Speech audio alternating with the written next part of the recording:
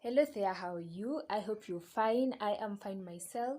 And today I want to talk about communication and how to improve your communication skills. So, I know that we've all had or come across the word communication, and it is simply conveying or passing information from one person to another. And there are so many ways of communicating, which, there's so many methods, which I'm not going to get into, but I want us to understand that there are two types of communication. One is verbal, and the other one is non-verbal. So, verbal includes language or words, while ish, while non-verbal includes it includes cues like body language, things like smiling, frowning, and the like.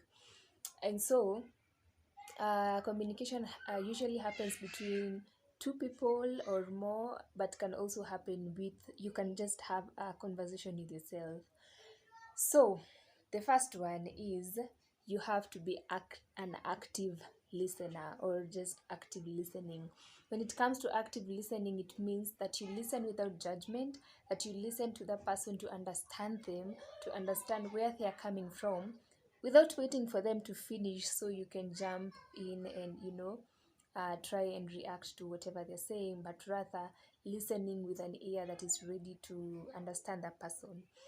The second one is paying attention to nonverbal cues. Um, I know that I've already mentioned about the nonverbal communication, but you can also do your homework and go look into the various types of nonverbal communication or the cues that are there. But the common ones are like smiling and frowning. And so when you're communicating to someone, you need to pay close attention to that, to their cues, because 70% of what we communicate is usually nonverbal, or rather, during a conversation, 70% of what is going on is nonverbal. And so you really, really need to pay close attention when you're communicating with someone, to be able to gather all the nonverbal cues and to be able to know whether this person is saying something and meaning something else. Number three is maintaining eye contact. I know for sure that it might sound weird to some people if you ask them to make eye contact with someone, because then they feel like, I don't really want to stare in the eyes of someone or something of the sort. It makes me nervous, it makes me sweat. But making eye contact makes whatever you're talking about seem credible, seem like it's the truth.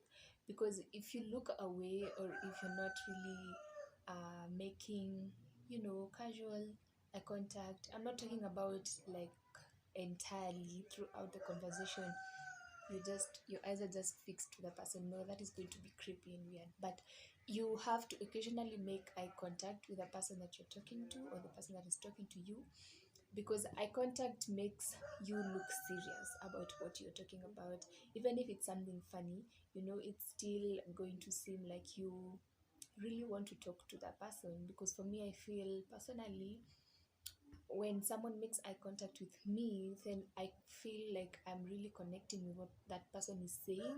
I feel like they're speaking to me, like they're not just altering words for no reason. So yeah, make eye contact.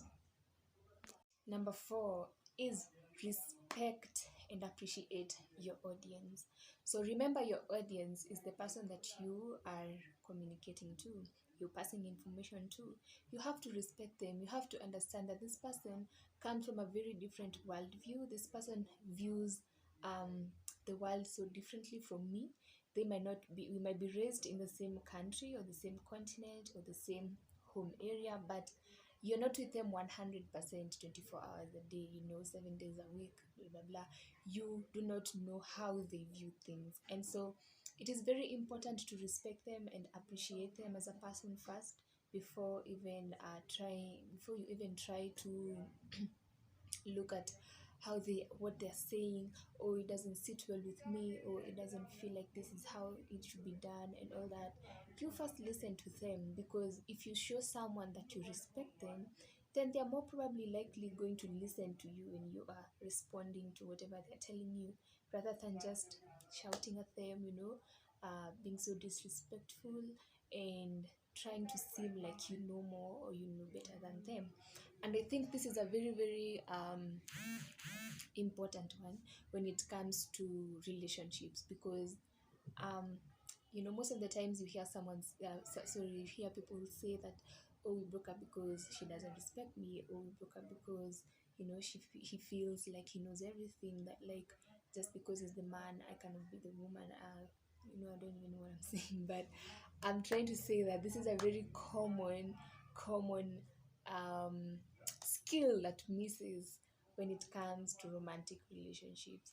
Respect that person, whether it's the man, whether it's the woman, just respect the person that is communicating to you, and they will most likely respect you as well. And finally, think before you speak. Now, I know this one might come out a bit harshly, might seem a bit rude, but the truth is the truth. If you are communicating, you really need to think before you speak. You really need to take a pause. You really need to breathe in and out, especially in heated arguments.